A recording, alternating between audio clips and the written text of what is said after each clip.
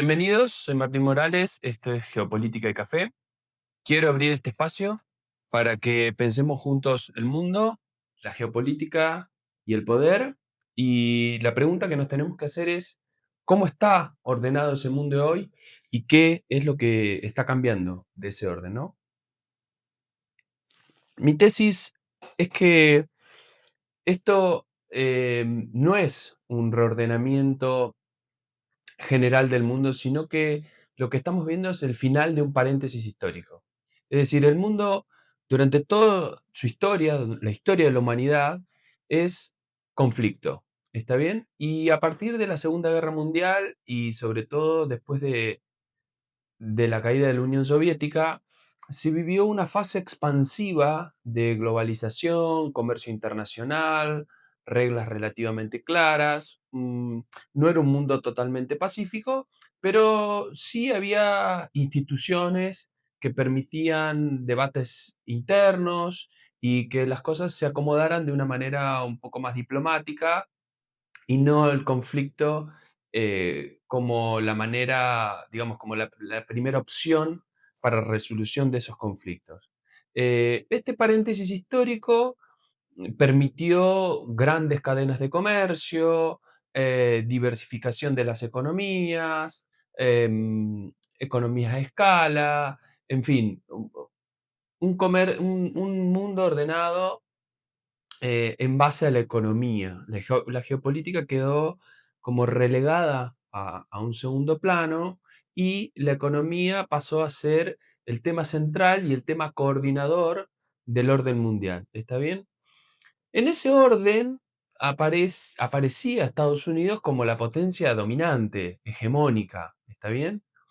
No quiere decir que Estados Unidos deje de ser una potencia. Es una potencia militar, financiera, económica y diplomática. Lo que yo creo es que ya no es una potencia hegemónica en el sentido de que puede dictar las reglas del mundo sin consultar a otros polos de poder, ¿no es cierto? Eh, ¿Por qué dejó de ser hegemónica? Eso responde a varios factores. Primero, hay varios puntos de su política interna que nos señalan este desgaste de Estados Unidos como una potencia hegemónica. El primer punto es la persistencia en su déficit. O sea, tiene un fuerte déficit fiscal, un fuerte déficit comercial, su balanza de pagos está muy comprometida, está bien. Su competitividad ni hablar, es decir, muchas industrias han cambiado de país y se han mudado a otros países buscando mejores precios para ser más competitivas, está bien, y esto le ha restado capacidad de sumar valor agregado a su economía, está bien. Y eh, Trump es el síntoma, no el problema. Trump viene a poner en evidencia un cambio cultural dentro de Estados Unidos. Y esto es percibido desde afuera, no es algo que pasa desapercibido, no es algo que pasa eh, sin que el resto de las grandes potencias lo vean. Eh, Se han abierto interiormente dentro de Estados Unidos. Hay factores que llaman mucho la atención, el conflicto con las universidades, eh, conflicto con los niveles superiores de educación, con el talento internacional, descabezamiento de comités científicos y muy prestigiosos. Es decir, hay problemas dentro del ordenamiento interno de Estados Unidos muy profundos, dentro de la cultura de Estados Unidos muy profundo. El sistema bipartidista que nosotros conocíamos entre demócratas y republicanos está en duda, ya no se sabe bien quién manda ahí y para qué lado empuja a cada uno, y esto es percibido exteriormente. Entonces, obviamente Estados Unidos sigue siendo una potencia, pero su hegemonía, es decir, su capacidad para definir las reglas del mundo está en duda. Está en duda. ya no puede hacerlo solo, ya no puede Washington dictar cuáles son las reglas que ordenan el mundo, y ahí aparecen otras potencias, otros centros de poder, ¿no? El más claro es China. ¿Eh? China, que ya no solamente es una economía que produce a escala y barato. China ya es tecnología, ya es armamento de avanzada también, ha permitido, ha llevado adelante una reorganización interna muy importante, ha duplicado su clase media, ¿está bien? Ha incorporado a millones de personas a su economía de clase media.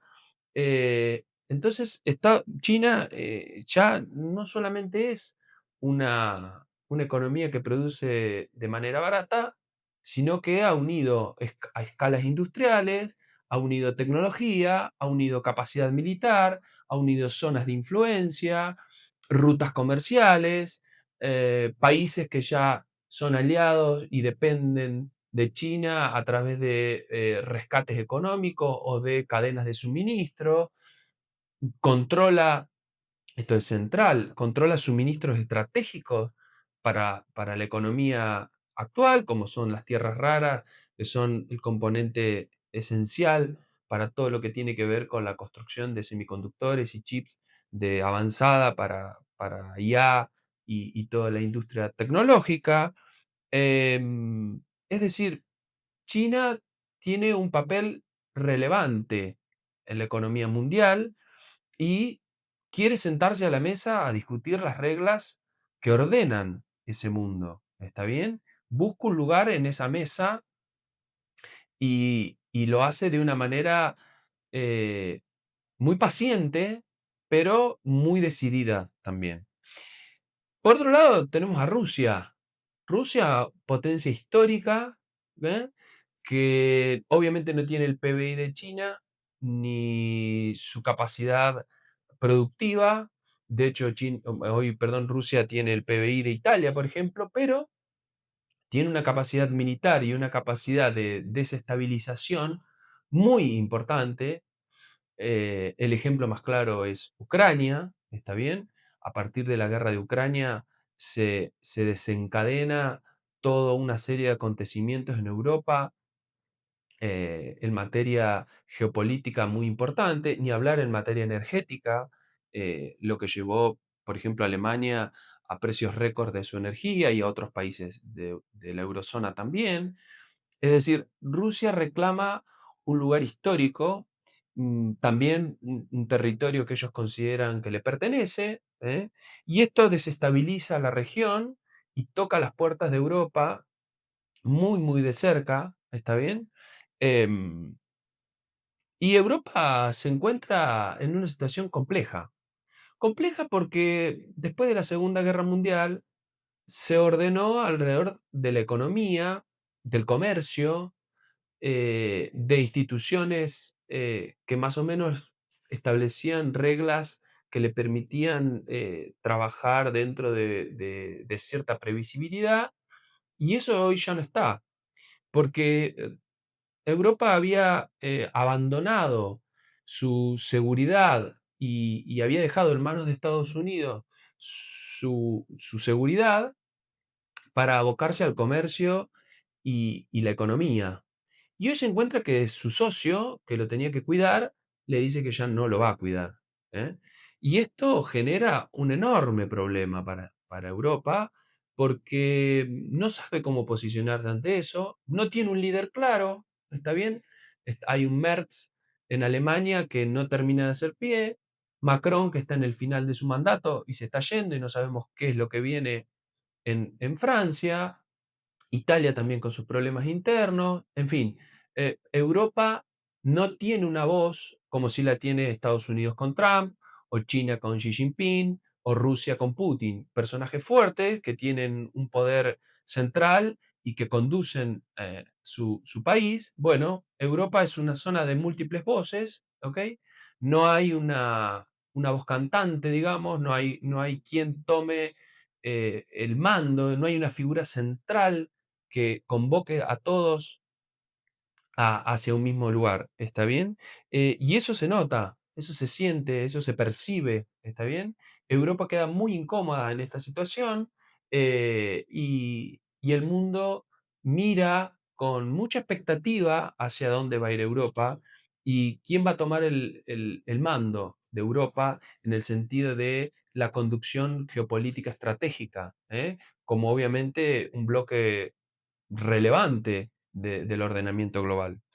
Em, entonces, lo que estamos viendo, en síntesis, es un reordenamiento a la antigua, es decir, potencias con zona de influencia, con control de recursos estratégicos, con fuerte rearme en toda su industria de defensa, ¿está bien? Em, a eso estamos volviendo, a lo que históricamente fue el mundo y no este paréntesis, ¿está bien? Que fue un paréntesis de una fase expansiva de globalización. Tampoco es que el mundo es un caos, por ahora, está por verse. Hay situaciones en acontecimiento que son un poco extrañas y nos hace poner el foco en todas estas cuestiones, pero tampoco hay un orden definido. No hay un orden definido. Está claro que el mundo tiene que reorganizarse en base a nuevas reglas, que las reglas que están ya no sirven. Está claro que Estados Unidos no es el único invitado en la mesa que las va a resolver. Hay otros que piden estar en esa mesa y redefinir esas reglas junto con Estados Unidos. Y ese tire y afloje entre potencias es lo que estamos viendo y es lo que se está percibiendo. Un poco esa es mi lectura de este primer episodio. En los siguientes episodios vamos a ir profundizando sobre los temas de coyuntura y cómo toda esta tesis central eh, se va acomodando y vamos viendo cómo todos estos acontecimientos toman un camino y los podemos ir evaluando y conversando. Muchas gracias. Hasta la próxima.